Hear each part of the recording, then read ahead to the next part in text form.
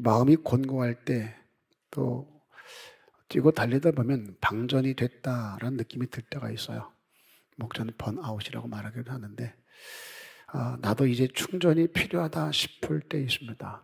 그래서 그럴 때마다 강남 금식기도원, 하늘산 기도원, 또 안양 갈멜산 금식기도원으로 그냥 달릴 때가 참 많았어요.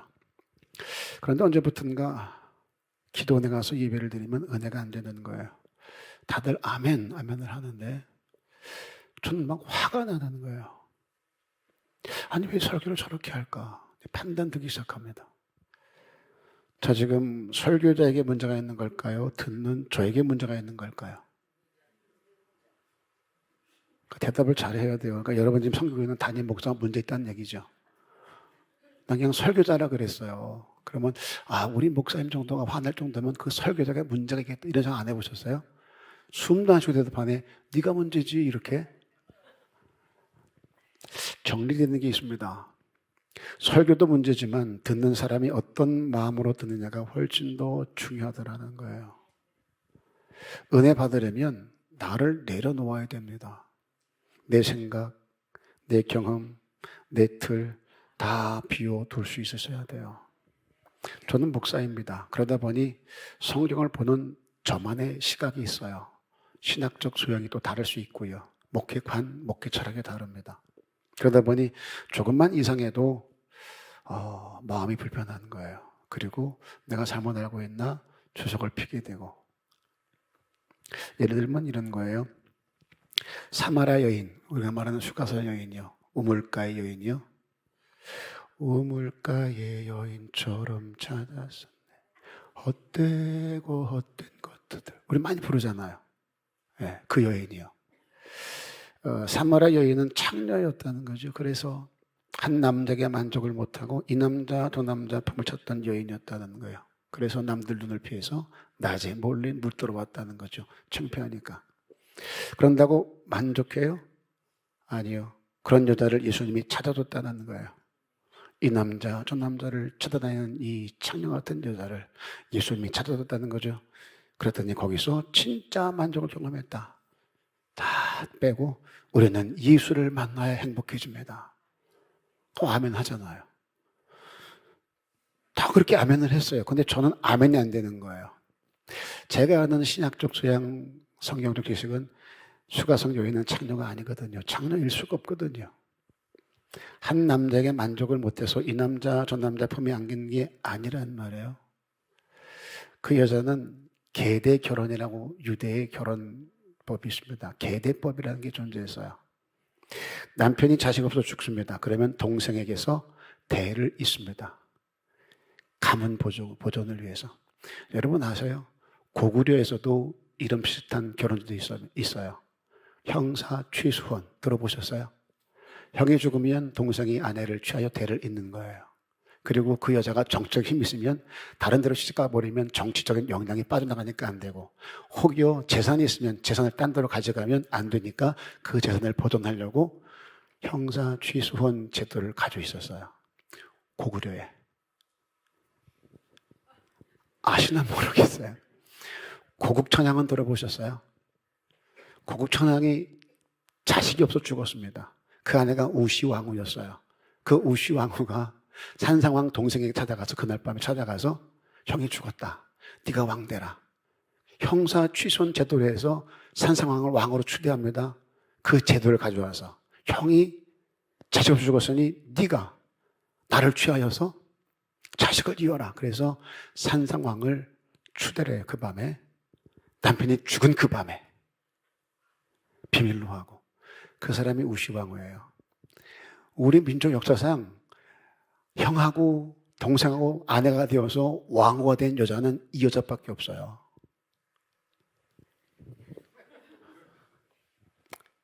자, 이런 지식을 가지고 있는 제가, 여러분이 아멘을 했지만 모르니까 저 같은 성경적인 지식을 가지고 있는 제가 그 얘기를 들으면 아멘이 될까요? 짜증날까요? 아니, 쟤는 신학을 어디서 하는 거지? 성경을 누구한테 배운 거지? 목사가 돼가지고 세상에 금식 기도까지 와서 설교하는 사가 이런 것도 모르고 설교를 하나? 이런 생각이 내가 화가 막 나는 거예요. 무슨 창녀라고. 아니, 그 당시 문화도 모르나 시족사회에서는 창녀가 동네 여기 들어올 수가 없단 말이에요. 창녀가. 그러니 여러분이 아멘한 게 맞아? 제가 화내는 게 맞아? 그러니까 은혜를 못 받는 거예요. 사마리아 여인은 그렇게 5 형제가 전부 아들을 못 낳고 죽었어요. 그래서 이제 6번째 시동생에게 자식을 얻으려고 해요. 그러니 이게 사람이 할 짓이냐고요. 미치고 팔떡 뛸 일이죠. 그런 여자를 누가 찾아가요? 예수님이 찾아주시는 거예요. 문학적으로 보면 유대인들이 쓴 글에 보면은 이 우물은 심볼리즘에 의하면 고난을 의미를 해요. 우리가 돼지꿈 그러면 돈 의미하는 것처럼. 그래서 우물이 나오면 반드시 고난당하는 뭐가 있겠구나라고 연상이 되어집니다. 이 문학적인 기술이거든요. 그렇게 해서 우물가에 계대뼈에 걸린 여자를 예수가 만나줘서 예배에 대해서 설명을 해주고 영원한 생명이신 자신을 얘기했다. 그런 내용인데 창녀가 예수를 만나 행복해졌다. 이 남자 저 남자 생각한다고 행복해지는 것 아니다라고 하니까 예수를 만나야 된다. 오늘 밤 예수를 만납시다. 아멘. 이러니까 제가 막 짜증이 나잖아요. 자, 그러면 잘한 거예요, 잘못한 거예요? 은혜 받으러 갔으면 그냥 은혜를 받으면 되지. 거기서 은혜 받으러 간 주제에 설교 남도 하는데 앉아가지고 신앙이 이러네 속이 이러네. 은혜 받겠어요 못 받겠어요?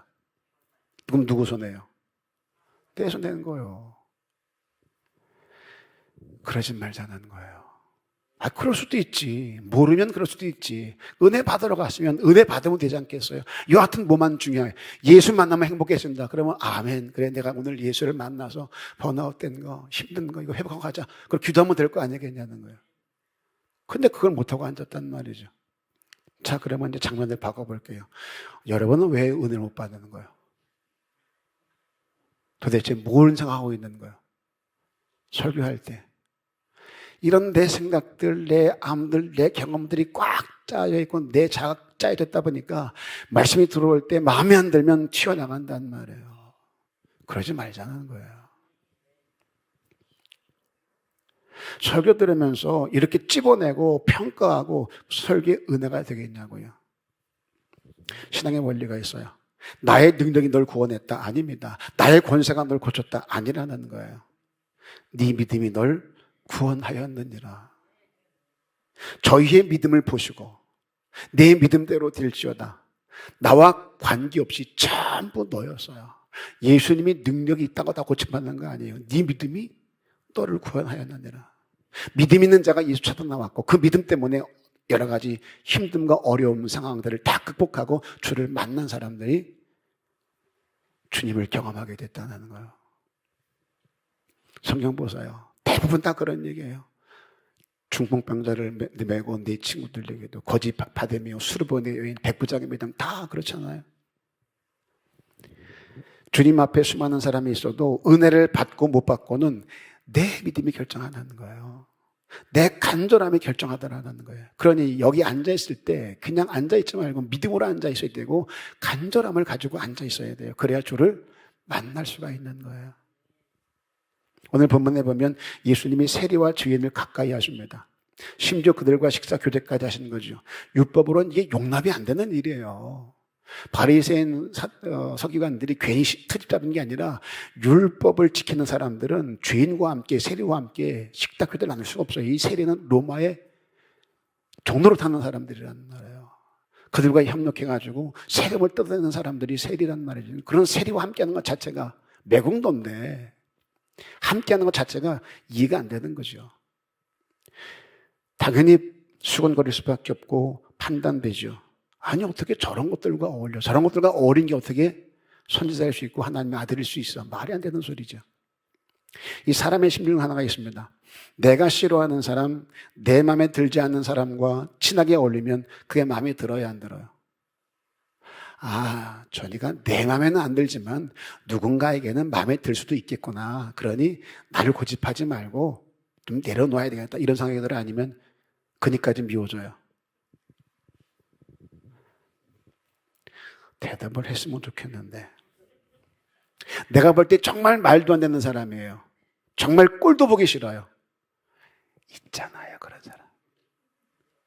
그런데 목사가 그 꼬라지를 칭찬하고 이뻐라 한다. 난 정말 싫어. 끔찍해. 얼굴도 보고 싶지 않아. 저런 게 무슨 권사랑, 저런 게 어떻게 교회 나와야지. 너무 힘든 거예요. 그런데 목사가 그니를 칭찬하고 막 이뻐라 해.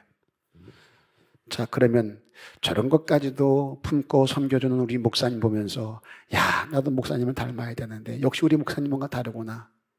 우리 목사님 진짜 하나님의 종이다. 이런 생각이 들어요?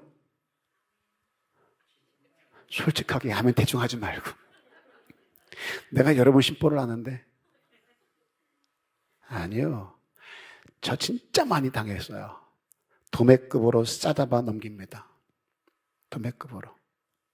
난 잘못한 게 아무것도 없어. 원수를 사랑하는데 내 양인데, 내가 섬기는 양인데, 하나님 버리지 않았는데 맡겼는데, 어떤 종자이든 어떤 모습으로 어떻게 와 있든 섬겨야죠. 교회 안에 들어왔으면, 울타리 안에 들어왔으면 어찌됐든 섬겨야 될 거 아니겠냐고요. 전 몰라서 섬겨요? 아니요. 그러면 저게 신앙이구나, 저게 믿음이구나, 저래야 되는구나, 이게 안 돼요. 어떻게 저런 걸 싸고 돌아. 목사도 똑같다 아주. 그런 걸 이뻐라 하는 목사 때문에 훨씬 더 열받고 훨씬 더 큰 시험에 들더라는 거예요. 그냥 단순히 미움으로 끝나는 게 아니라 그 미움이 이제는 시험까지 날 끌고 들어가요. 어떻게 저런 것과 함께 목사님이 어울릴 수 있지? 자, 그런데 보세요. 누가 나한테 와서 내가 진짜 꼴도 보기 싫어하는 사람, 내 마음에 들지 않는 사람을 흉보 넣는 거예요. 그러면 희한하게 서로 친해집니다. 그때 하는 말, 우린 서로 잘 통해. 성도의 교제를 그런 식으로 나눠요. 예수님이 왜 바리새인들을 전부 제쳐놓고 세리와 죄인들과 어울린 줄 아세요? 예수님 앞으로 나오는 그들의 태도 때문이었어요. 성경은 말합니다. 세리와 죄인들은 두렵고 떨리는 마음으로 자격이 없는 자가 돼서 그 말씀을 들으려고 나와요. 그런데 바리새인과 서기관들은 들으려고 와야 아니면 처음부터 판단하고 책 잡으려고 쳐다봐요. 그렇게 처음부터 대단한 자격을 가지고 와서 판단하고 평가하려고 해요. 번아웃된 주제, 방전된 주제, 아무것도 할 수 없어서 주저하는 주제, 은혜밖에 가가지고 꼴에 앉아가지고 설교가 이러니 저러니, 저건 계대법인데 창녀가 아닌데 앉아가지고 은혜 못 받는 목사와 뭐가 달라요? 자격을 가지고 방전되고 충전이 필요한 주제, 기도가 필요한 주제, 거기 앉아가지고 책 잡으려고 앉아있고 판단하고 비판하고 무슨 은혜가 되겠냐고요. 주님 앞에 나올 때 중요한 것은 내가 어떤 사람이냐보다 학벌, 소유보다 나의 태도가 어떠하냐가 훨씬 더 중요한 거예요. 내가 어떤 존재다, 어떤 자리에 있다, 내가 어떤 사람이다가 아니라 그런 내가 어떤 자세와 태도로 주 앞에 나가느냐가 훨씬 중요한 거예요. 그래서 바리새인 서기관보다 창기와 세리를 주님이 기뻐했던 거예요. 그들의 기도는 듣지 않고 오히려 창기와 세리의 기도를 들으셨다라고 얘기를 해요. 바리새인 서기관들은 대단한 자격 가지고 판단했지만 창기와 세리는 감히 고개를 들지 못하고 주여 나는 죄인입니다. 주님이 원하는 게 이거예요. 자기 의로 가득합니다. 그러니 판단과 정죄가 되죠. 그러다 결국은 예수님까지 십자가에 못 박아 죽이는 자들이 되어져요. 사람이 그래요. 싫어요. 진짜 싫어요. 꼴도 보기 싫어요. 그러면 둘 중에 하나, 내가 나가든지 저걸 죽이든지. 바리새인들은 예수 주인 걸 택했어요. 꼴도 보기 싫고 우리의 자리 위협이 되니까 저거 없이 하자. 이게 우리의 심보예요. 진리를 말하지만 그 삶에 진리가 없어요. 예수님을 십자가에 못 박은 사람들은 로마예요. 법이 있으니까. 그런데 십자가에 못 박게 한 건 누구예요? 하나님의 아들이라고 말했던 그들이에요. 율법을 지킨다고 말했던 그들이에요. 바리새인들은 율법을 철저히 지킨 사람들이에요. 사두개인은 성전 중심의 사람들이었고 바리새 사람들은 율법 중심이었단 말이에요. 맨날 싸웠죠. 그러니까 바리새인과 사두개인들은 귀족 출신이에요. 그러다 보니까 로마와 또 친하기도 해요. 그 바리새인들은 부활을 인정하고 사두개인들은 부활을 인정하지 않으니까 서로 싸고 막 그래요. 부활 논쟁도 있었잖아요. 똑같이 하나님을 섬긴다, 율법을 지킨다 하지만 다 자기 이권에 의해서 자기 성향에 서 다 다르다는 얘기예요. 그러니까 주님 뭐라 그러세요? 그들의 말은 듣고 행함은 본받지 말라. 말은 맞아요. 그러니까 그들의 말은 듣고 행함은 본받지 말라. 근데 문제는 뭐예요? 행함이 내 마음에 들지 않으면 그 말까지도 싸잡아서 거부하게 되더라는 거예요. 그래서 제가 여러분들이 항상 했던 말, 영향력을 가져라. 하나님 말씀이 통로가 되는데 여러분들이 영향력 없으면, 욕을 먹으면 말씀까지도 함께 욕을 먹으니 그 말씀을 위해서라도 잘 살아야 된다. 자, 바리새인과 서기관들이 틀린 말을 해요? 아니요.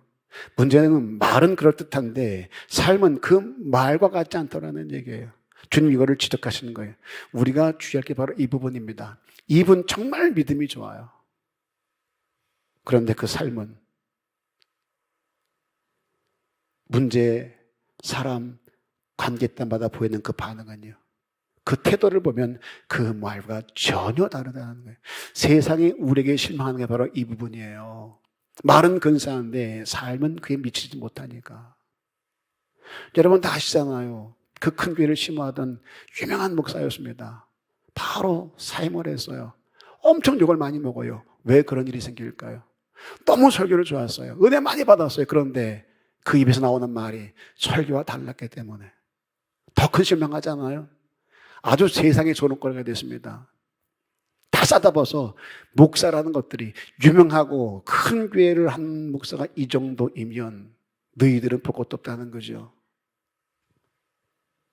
이게 문제이게요. 이게 나는 율법을 잘 지켜 살지, 11조 잘하지, 구제도 근사하게 하지, 금식도 철저히 하지. 바리새인들 그랬어요. 그러니 세리와 죄인들이 사람으로 보여요?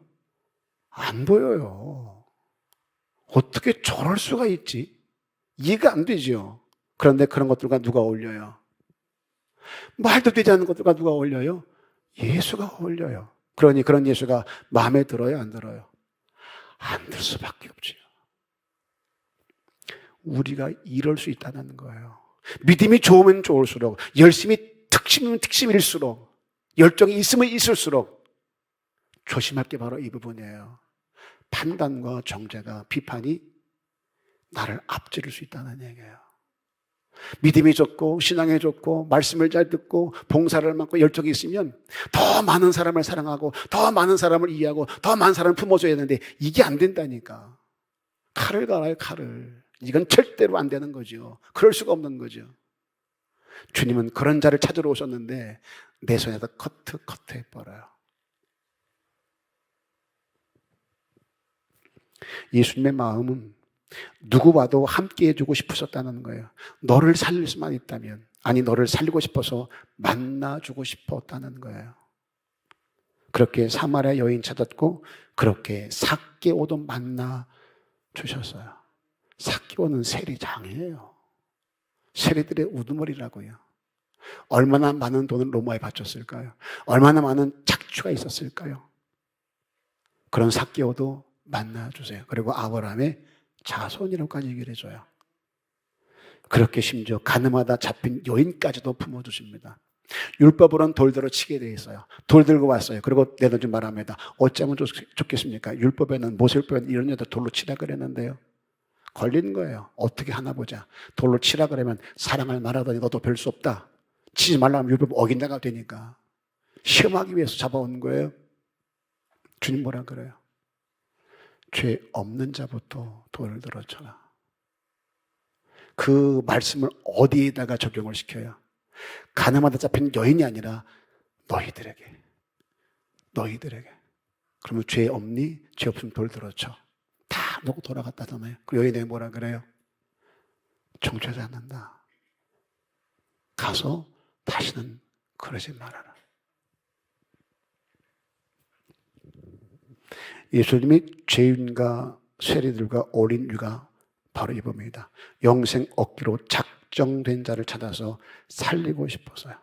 그리고 오늘 저와 여러분을 부르신 이유, 우리를 또 보내신 이유 이거예요. 너도 가서 이와 같이 그 일을 하라는 거예요. 이게 쉽지가 않아요. 오늘 본문에 이른 양의 비유입니다.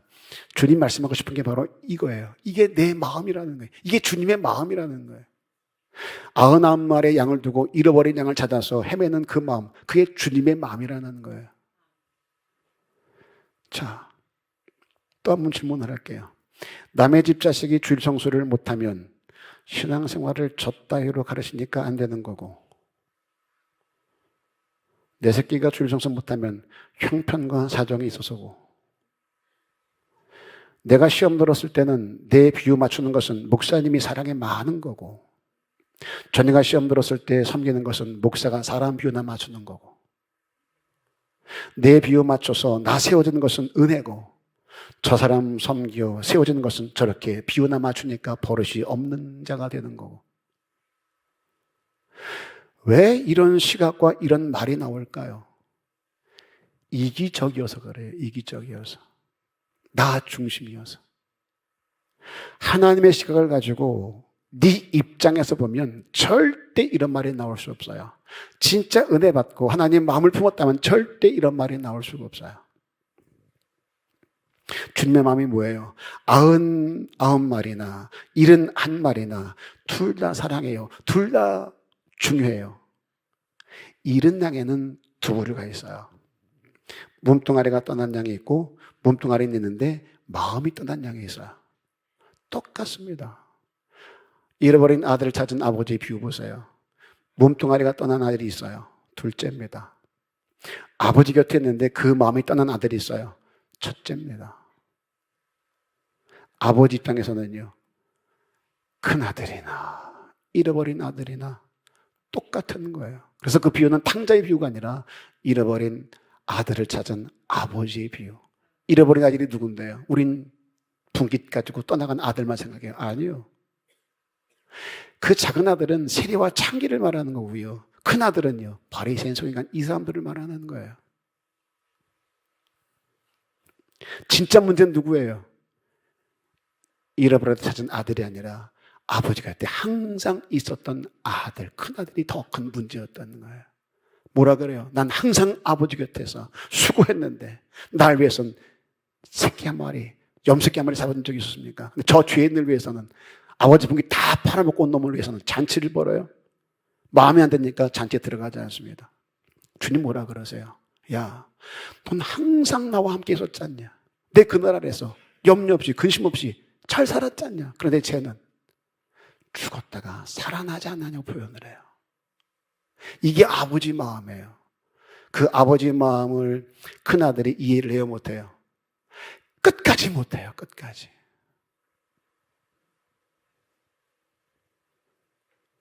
그럼 우리는 둘째요, 첫째요? 여러분은 둘째요, 첫째요? 설교를 듣는데 지금 둘째 입장에서 들어요? 첫째 입장에서 들어요, 지금?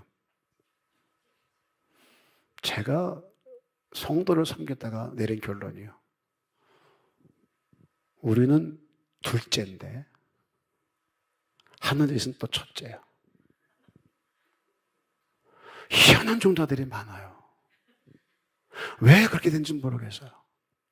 여러분이 첫째 같아요? 둘째 같아요?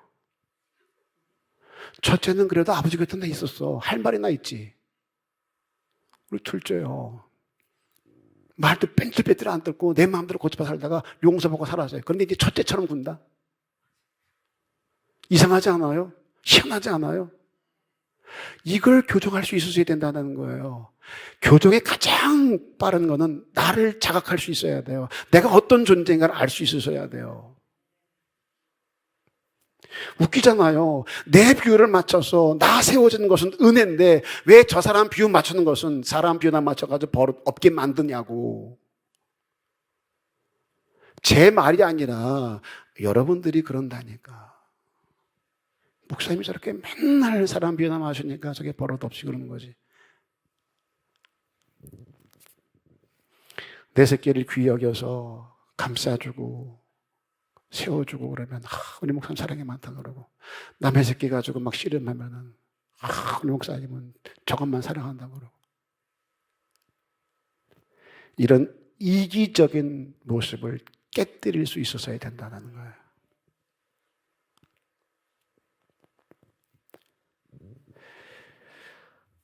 잘 물어볼게요. 몸뚱아리가 돌아오는 게 어려워요? 그 마음이 돌아오는 게 어려워요?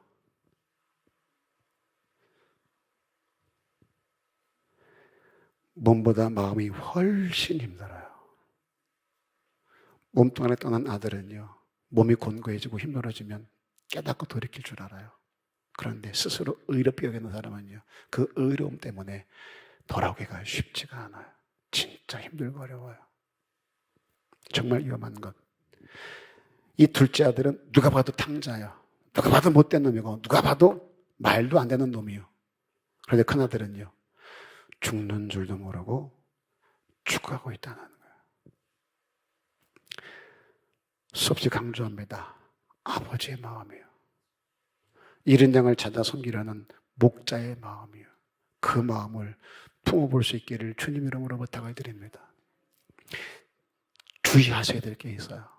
제가 설교는 이렇게 하지만 내려갔을 때 한 분이 그래요. 진짜 열심히 해요. 교회밖에 모르는 분이에요. 진짜 자기 삶이 없어요. 다 교회 헌신하고 아주 교회 위주예요. 얼마나 새벽 예배. 심지어 아버지가 돌아가셨는데, 전주였어요. 돌아가셨는데 내려갔다가 새벽 예배 드리겠다고 올라와. 새벽 예배 장례 기간 중에 전주에 있다가 밤에 올라와서 새벽 예배를 드리고 또 내려가요. 말이 돼야 안 돼요? 믿음이 얼마나 좋아요. 새벽 예배 드리겠다고, 장례인데 거기서 왔다 새벽 예배 드리고 간다니까. 자, 그렇게 새벽 예배를 드리고 간 사람이 새벽 예배 안 나온 사람 볼 때 뭐라 그러겠어요? 여기서부터 문제가 생기기 시작해요. 내가 은혜 받아서 내가 새벽 예배한 건 내 믿음이잖아요. 감사한 일이죠. 그런데 왜 남이 못한 것까지도 시비를 거냐고. 이게 자기 의로움인 거예요. 그래서 제가 그랬어요. 목사님, 이 사람은 왜 못해요? 이 사람은 왜 막 계속 비판이고 판단이길래 그랬어요. 아무게, 왜 바리새인처럼 그래? 그게 바리새인 모습이고 큰 아들의 모습이야. 판단하지 마. 비판하지 마. 헤아리지 마. 나쁜 거야. 그러면은 제가 잘한 거야, 잘못한 거예요? 대답을 해보세요. 잘한 거야, 잘못한 거예요? 근데 듣는 사람은 열심히 한 나는 바리새인이고 어렵게 신앙생활 안 하는 것들은 목사님이 싸고 돌고, 아이고 열심히 할 필요가 없네. 이 결론이 맞아요, 틀려요? 근데 희한한 것은요, 객관적으로 볼 때 여러분 돌아가서 야, 너 그렇게 말하냐? 말이 안 된다. 그런데 이게 내 문제가 되면은요, 이해가 되기 시작해요. 그 사람이 이런 마음이었겠구나. 동의를 해요. 목사님이 이런 식이었겠구나. 어떻게 열심히 사람한테 바리새인이라 그래? 잘못한 사람을 책망해서 잘하게 만들어야지. 잘못한 사람을 갖다 놔두고 냅두고 어떻게 열심히 나한테 바리새인이면 이렇게 책망을 하지? 그럼 열심히 하지 말아야겠네. 한 번이라도 이렇게 신앙생활하면 내 의에 빠져 교만해짐으로 바리새인처럼 버려질 수도 있겠구나. 은혜를 은혜로 모르고 내 의가 되면 안 되겠구나. 이거 조심해야 되겠다고 내려놓아야 되는 거 아니에요? 그래야 좋은 성도지. 헷갈리세요, 막? 제가 목회하면서 가장 답답했던 게 이거였어요. 아버지의 마음을 가져라. 아버지의 마음을 가져라. 갑질하지 말자 같이 말씀드렸습니다. 갑질 누가 해요? 목사가 해요. 장로가 해요. 믿음 좋다는, 열심히 있다는 권사가 해요. 연약한 지체, 아직 믿음이 부족하여서 단한심을 먹는 지체를 위해서 섬기고 보듬고 덮어주고 끌어줘야 되는데 그게 잘 되질 않아요. 내 마음에 드는 사람은 또 합니다. 그런데 내 마음에 들지 않으면 잘 안 돼요. 그래서 교회에서 끼리끼리가 더 형성이 되어집니다. 이거 깨뜨릴 수 있어야 돼요. 이거 내려놓을 수 있어야 돼요. 수없이 강조했습니다. 아버지의 마음이요. 아버지의 마음. 잃은 양을 찾아 섬기려는 목자의 마음이요. 그 마음을 품어보자는 거예요. 말 잘 듣고 가라는 대로 열심히 따라간 99 우리는 그냥 두고 말 안 듣고 지 맘대로 가다가 어려운 당한 양을 찾으러 가? 그럼 우리는 어떡하라고? 이때 늑대가 온다거나 이리가 온다거나 나쁜 것들이 와서 우리 하면 어떡하려고? 저걸 찾으러 우리를 방치해도 양이 이런 마음을 품는다면 맞아요, 틀려요, 이거.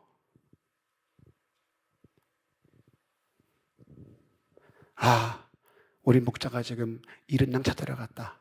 조용히 기다리자. 흩어지지 말고 올 때까지 얌전히 있자. 그리고 양을 찾을 수 있도록 우리가 기도하자. 얼마나 좋을까요? 편하게 인사합니다. 얼마나 좋을까요? 그게 돼요? 종은 알겠는데 이게 되냐고요. 혹여 설교 듣고 그래 되는 거구나 이해는 됐어요. 그런데 이게 내 문제가 되면은요 진짜 힘들고 어려워져요. 내가 미운 사람을 품는다는 것이 진짜 힘들고 어려워요. 나를 모함한 사람에서 기도한다는 거 진짜 힘들고 어려워요. 원수를 사랑한다? 너무 힘들고 어려워요. 그런데 그것을 해낼 수 있도록 누가 도우세요? 성령님께서 도우세요. 그러면 안 될 때는, 힘들면 안 될 때는 짜증내지 말고 기도하셔야 돼요. 하나님, 내가 믿음이 있다고 하는데 내가 미워하는 사람이 있어요. 나를 모함한 사람이 있어요. 근데 용서가 되지 않고 품어지지가 않아요. 99마리 양을 두고 한 마리 이름 찾아간 주님의 마음을 듣긴 들었는데 내 문제가 되니 이게 잘 되잖아요. 될 수 있게 도와주세요. 십자가에 못지않은 사람을 위해서 기도하는 주님의 마음을 좀 본받게 해주시고 날 돌로 때리는 사람을 위해서 기도하는 스테반을 본받게 해주세요. 이런 기도가 될 수 있으셔야 돼요. 옆 사람에게 힘 좀 말합니다. 보세요. 옆 사람들에게. 옆에 있는 사람만 보세요. 그리고 힘 좀 말하세요. 알아서 하셔.